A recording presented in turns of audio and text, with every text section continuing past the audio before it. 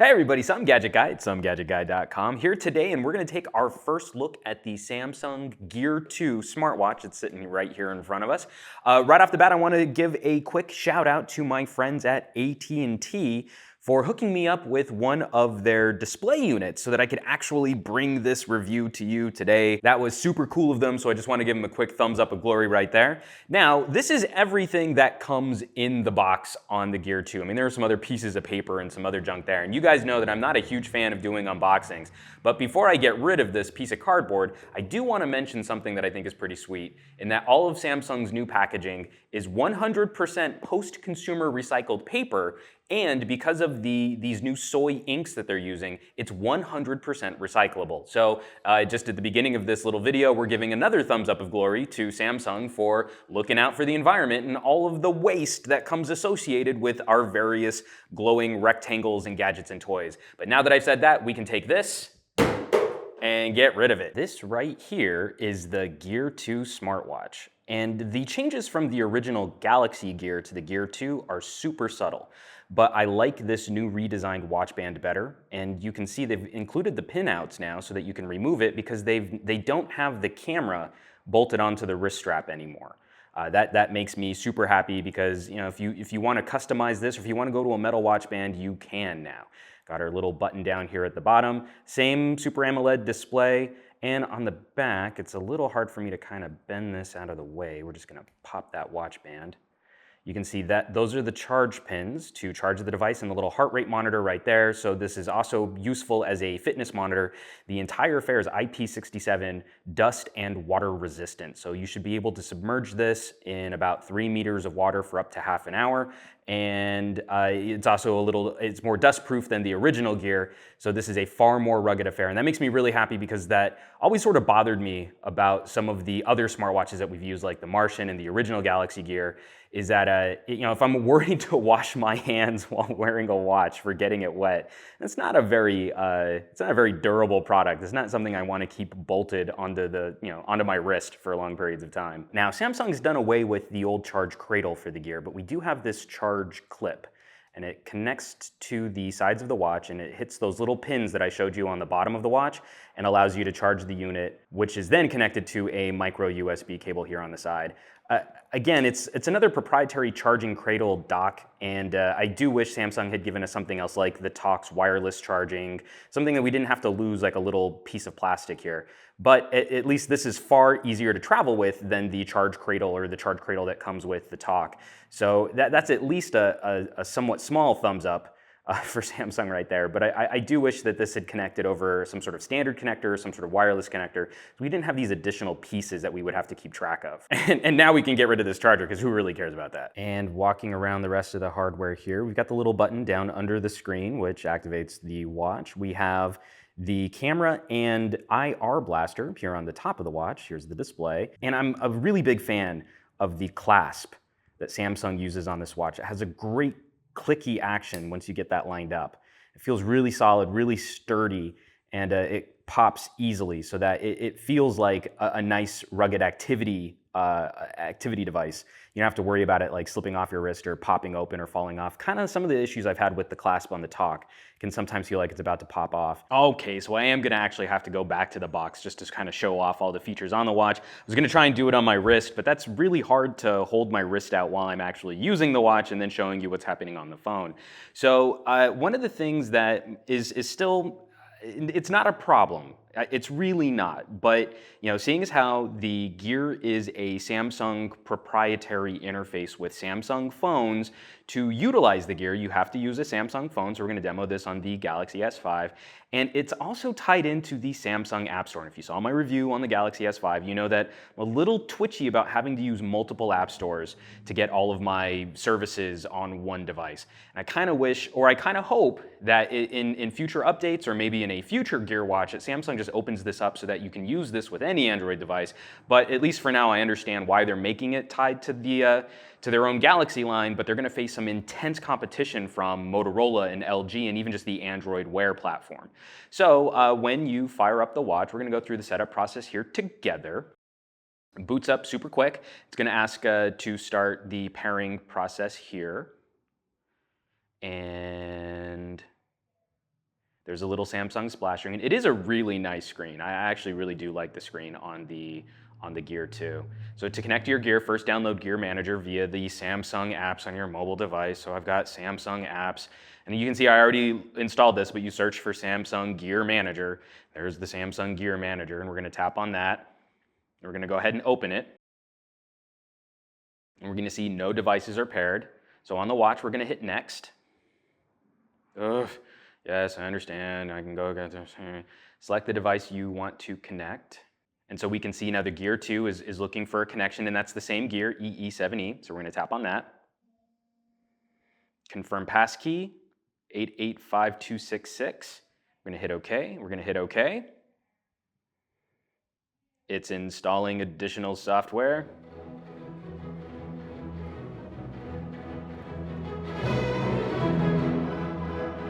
It's connecting to the Gear, waiting for confirmation from Gear Manager. All right, now I've got a whole bunch of end user licensing agreements that I'm not gonna read. Always makes me such a liar. And now here's everything that's on the Gear Manager on the phone. We can change the home screen style. They have a couple presets, or we can also go in and add our own colors and images. I'm just gonna cancel that. I'm gonna leave it stock for right now. And now this ties into S Health, which is really helpful. If you saw my review on the Galaxy S5, this is becoming a really decent service for tracking your diet and exercise. And in here, we can see what settings that you can transfer information, transfer S Health data from your Gear to your mobile device, what pedometer transfer interval that you want to do, and then if you want to do the sync right now. And it functions similarly to a Fitbit in that regard, which is really helpful. Now, here's the biggie for me. A smartwatch has to handle notifications well. And so we can limit notifications, stop all notifications except for those incoming calls and alarms from appearing on the Gear while the mobile device is being used. Not a big fan of that. We're probably going to turn that off. View content from your Gear on your mobile device by picking up your mobile device. So it uses gestures to move information back and forth between your watch and your phone. We can preview messages, we can keep the screen off, and then we've got the list of apps and services that we can use to send alerts to our watch. And this is super helpful. Unlike the Pebble, but like the Qualcomm Talk and the Martian, you can pick exactly what apps get priority to send notifications to your wrist. I like being able to customize what goes to my wrist, and then that means I can turn the notifications off on my phone. So my phone's not going off, I'm just getting these subtle little alerts. We can also see what apps are installed on the Gear. And of course, Samsung has that kind of kitchen sink approach to putting services on their various devices. So we've got camera, contacts, the controls, a dialer, an email app, exercise, the Find My Device, gallery, heart rate, logs, media controller messages, music player, notifications, pedometer, S voice, schedule, settings, stopwatch, timer, voice memo, watch on remote, and the weather.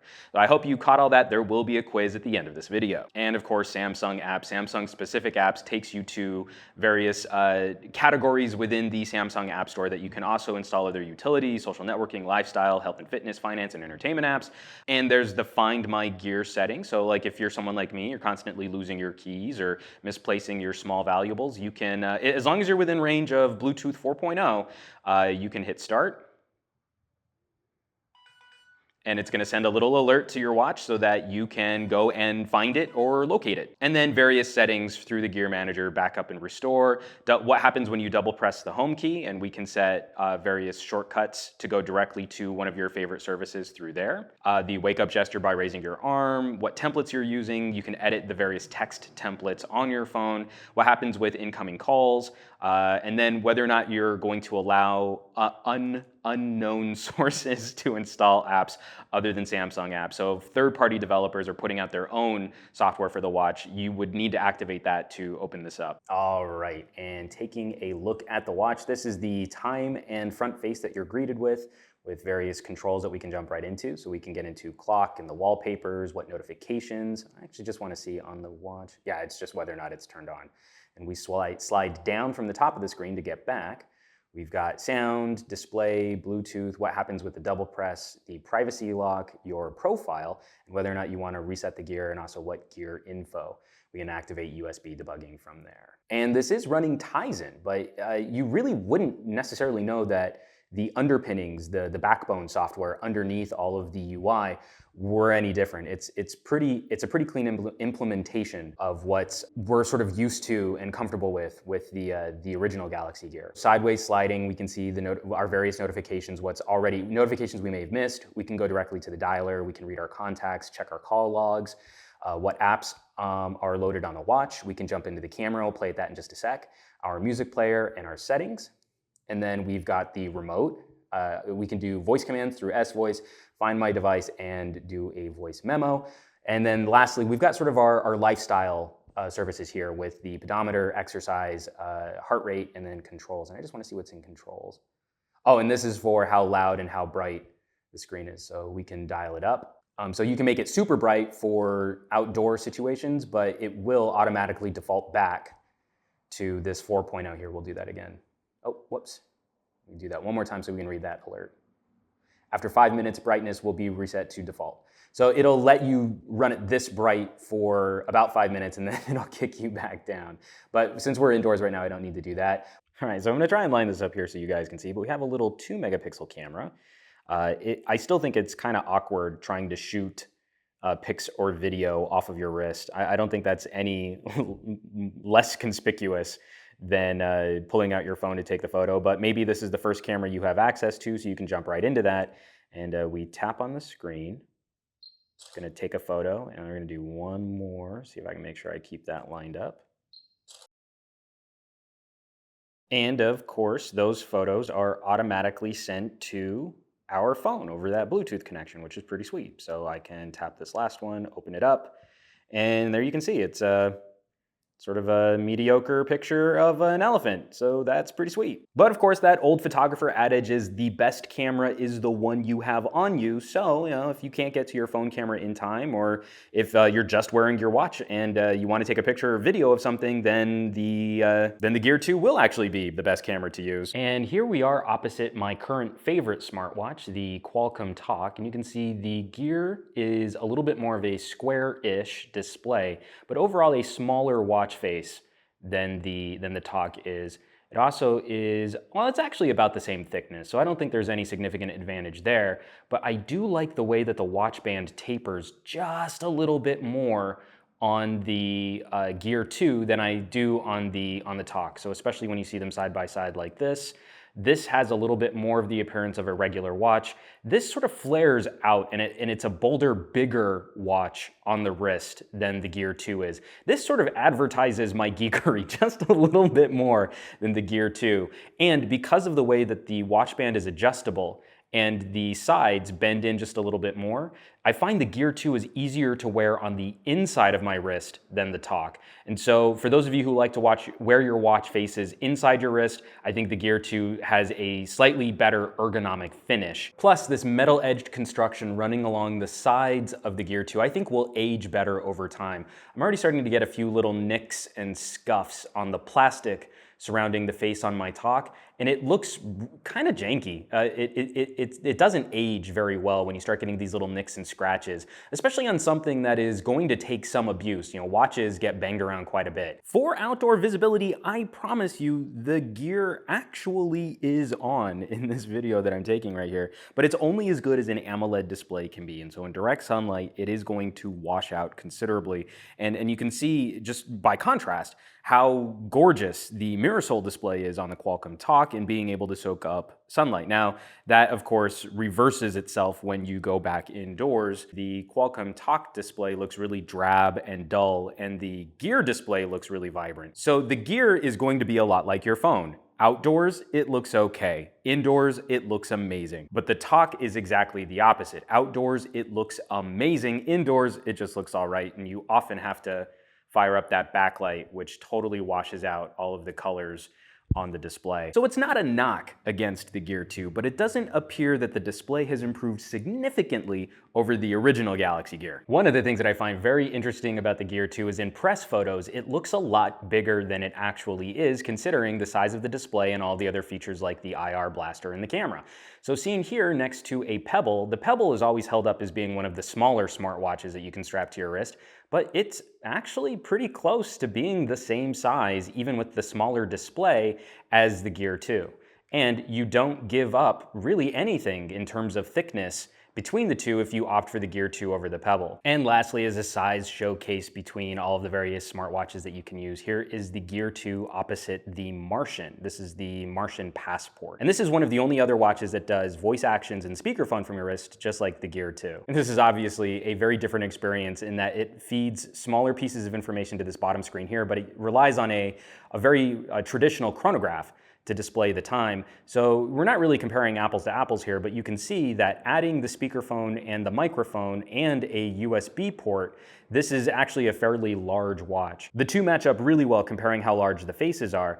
You can see you turn them sideways and the Passport is ever so slightly just a bit thicker than the Gear 2. And also, I mentioned this in another review too, I don't necessarily love how the watch face connects into the watch band. It kind of makes it feel like the watch sits out further from the wrist on the Martian.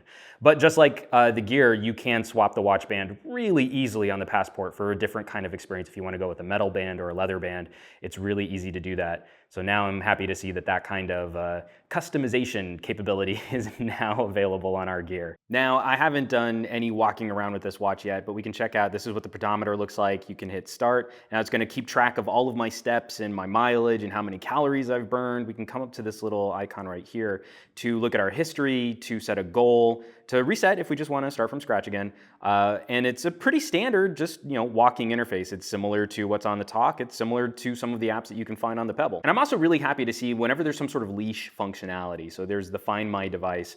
You can hit start from here and it'll send an alert to your phone. And we can hit stop there. It's really helpful just in those instances where you might have set your phone down like on the kitchen counter when you usually put it on the desk and you can't find it and you're running late. As long as you're within range of Bluetooth, you can find your phone. And this might bother some people, but the watch uses the Samsung proprietary S-Voice voice service. And it works well, but now after having used Cortana and Google Now, I kind of like those services better than S-Voice. So I wish that there were some better tie-in, and especially if any watches with Android Wear come out with Google Now functionality or microphones for voice search built into them, I see right away that S-Voice is very quickly going to be outclassed. So folks, there you have it. This is the Samsung Gear 2, our first look at Samsung's flagship smartwatch. I'm gonna spend a little more time with it, play with it, get into some more of the third-party apps that you can do, and I need to set up the IR blaster so I can control my TV. I'll do a bit more of a review on that kind of functionality later. I also really want to get into battery life, as the original Galaxy Gear didn't have the best battery life, and I want to see if the Gear 2 does a better job of competing against Pebbles and Martians and Talks with their 4 to 6 day battery life. If we're always going to have to run for a charger if we take a long weekend and we don't want to pack extra USB cables just to power our watch.